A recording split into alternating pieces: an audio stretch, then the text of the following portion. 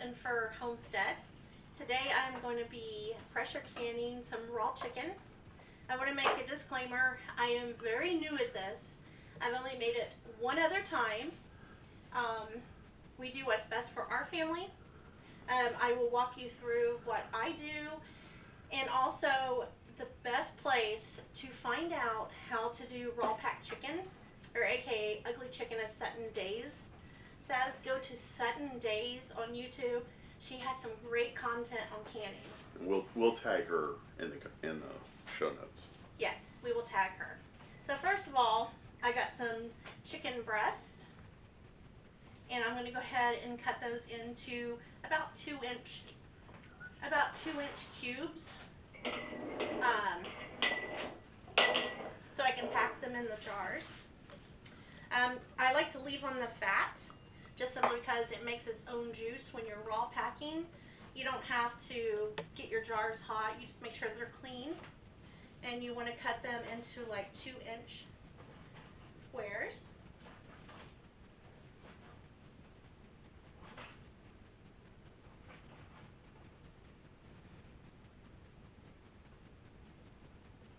This can be good for chicken salads.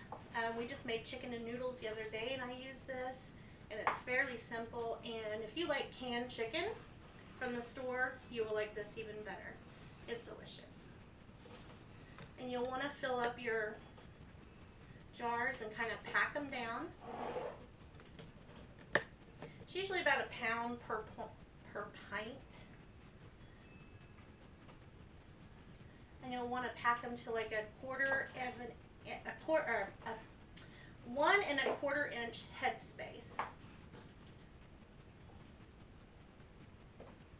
to about right. That's about 1 inch. Well, actually, I'm going to stay about 1 inch headspace. I'm going to do each one of those, and I will be right back.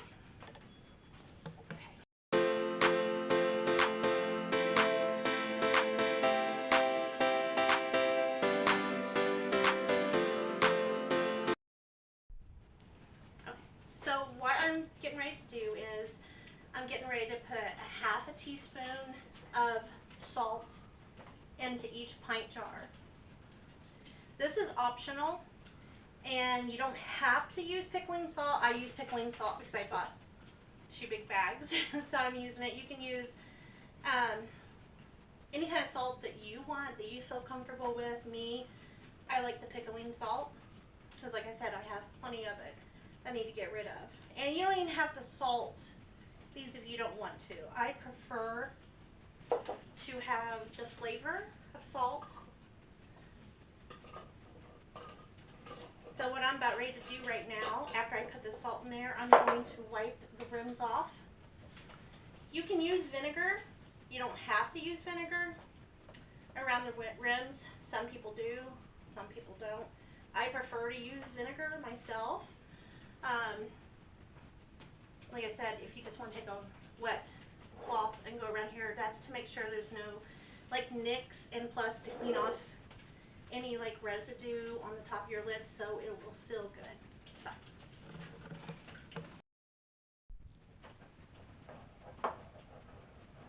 yeah, I'm going to take each one of these. You can either use a rag or a paper towel, wet, either wet it with water or wet it in your vinegar, as I was talking about. Choice is yours. I prefer to use vinegar. And the reason why I use vinegar, because I had read that it actually disinfects. So, okay, I'm going to go ahead and now place the lids on. By the way, these do not have to be in hot water since I'm going to be pressure canning, and that's totally up to you as well, whether you would like to or not. But since I'm cold packing these, and then you just put them on finger tight. Now I did see in my other video that somebody said that I was doing them too tight.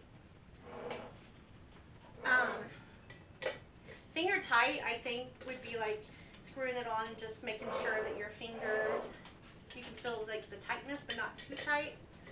If you, I love somebody to tell me whether I'm doing something right or something wrong. That's how I'm going to learn. I'm new at this.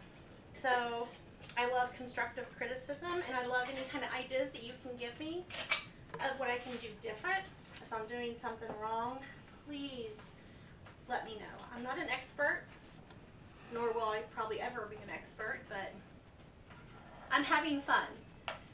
So now what I'm going to do is I have cold water in my pressure canner. I don't have to bring it up because we're putting a cold jar into cold water. There was a question about what kind of pressure canner you're using. Did you want This to is mention a it? Presto 23-quart pressure canner. Make sure it's a pressure canner and just not a pressure cooker. And I filled it up to the first line inside the pressure canner, probably about 2 or 3 inches of water. And I'm going to place each one of these down into the water.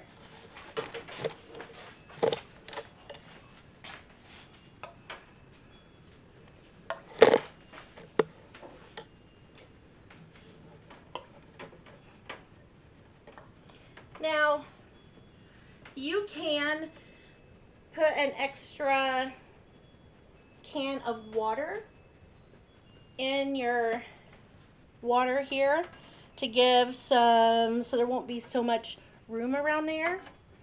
And instead of wasting a lid, I am going to experiment and just keep it like this and see what happens.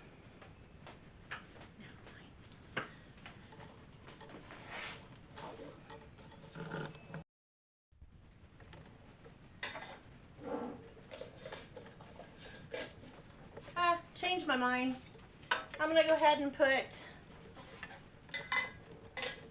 some water-filled jars in there to make sure I have 7 in here, because I won't be wasting the jar, because I had heard that you can take these jars after you can the water and you can save these for emergencies. It's sterile water. And it's sterile water. Okay. So now what I'm going to go ahead and do is put on my top, seal it real good.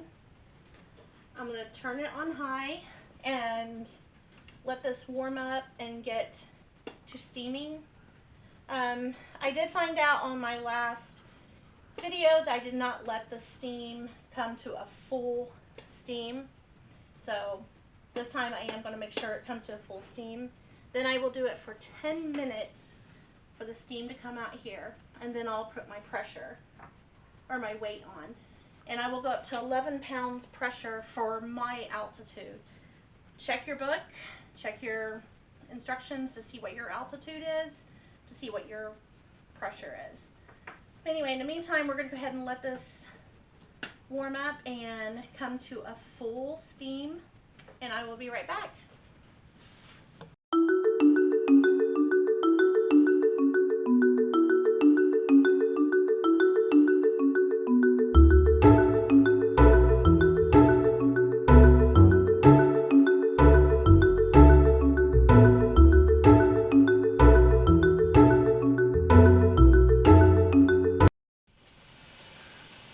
Okay, so it's been steaming now for 10 minutes. Good hard steam. So I'm going to get ready to put the weight on. I put the weight on and I wait for this gauge to go over to 11. Once it gets to 11, I've got to watch the time or adjust the temperature. I have an electric stove, so it's a little bit trickier to adjust it. By the way, this is a glass top stove. Check your manufacturer's manual to see if you can have a pressure canner. Mine can, thank goodness. But you have to adjust the stove quite a bit, unlike gas stoves. So just keep on watching the pressure. Once it gets up to pressure, like I said, ours is 11 pounds of pressure for our altitude. But you don't want it to drop below that. Yeah, you don't want to drop below that. If you drop below your recommended pressure, you got to start all over. Now, sometimes it'll go up a little bit, 12, just got to adjust it, but don't ever let it get over 15. And I cannot remember, I'll have to read it again, why you cannot let it get over 15 pounds of pressure.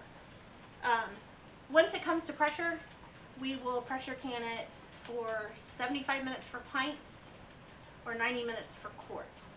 Since I have pints, I will do it for 75 minutes. So we'll be back. And you looked something up while that was building pressure. Do you remember what? Yes, I did look up. I was talking earlier about I had 5 pints that I did no, 4. No, 5.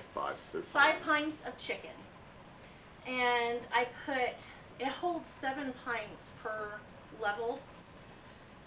Since I didn't have 7 pints in there, I went ahead and put two pints of water in there that I can use for sterile water later on. I actually read that as long as you have a minimum of 4 pints in your pressure canner, you don't have to add any additional. And also I think for quarts, it's like 3 quarts, you don't have to add anything any more than that. So I thought maybe I'd put that in there. And we're already almost up to pressure just in those couple minutes, right? It's now it's going up to 5. 5. It takes a while. Right, but once it hits pressure. 10, then you go how long? Once it hits 11. It's 11. It's 75 minutes from that point. But if it goes down below 11 for our altitude, you have to start all over. Because then you have a case of, you could get botulism because they wouldn't be done properly. So, at least that's what I read. Like I said, I'm new at this. If you see anything that you can add, anything I'm doing wrong, or anything different that I could do, please, please, please let me know. I'm very new at this. I'm having fun while doing this. I enjoy it. Yeah, but if you have any ideas or anything, please, please let me know. Thank you. Okay, here we are. Okay, so it's almost been, well, in 30 seconds, it'll be 75 minutes. I went ahead and turned off the stove just simply because it's an electric stove, so it takes a while for it to cool down. It's still at like a little bit over 11 right now. Once the timer goes down to 0, I'm going to go ahead and move the pressure canner over to a cool side. However, disclaimer, if you are scared to move a pressure canner, do not move one. I, on the other hand, pick it up and just move it over gently. Make sure you don't scrape your stove. Move it over here to where it will cool down. I want to let the pressure go down to 0. Once the pressure goes down to 0, I usually wait about 5 minutes before I remove the weight. Then once it's done after 5 minutes, then once the pressure goes down to 0, then I remove the weight. So I'll be back.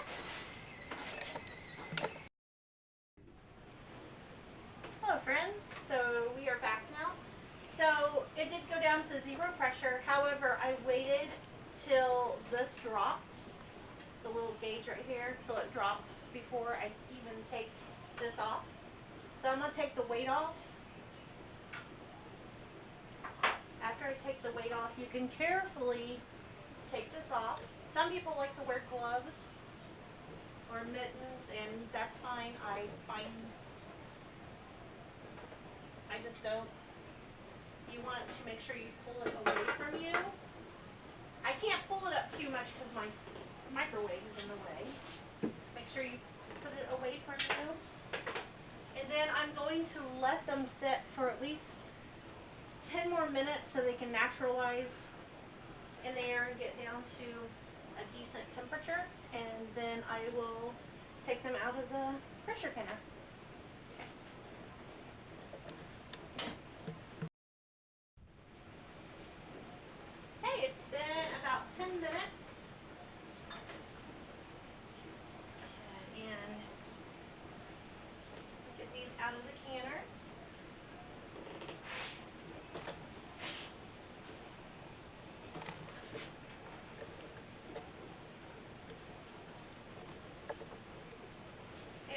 notice they made their own juice.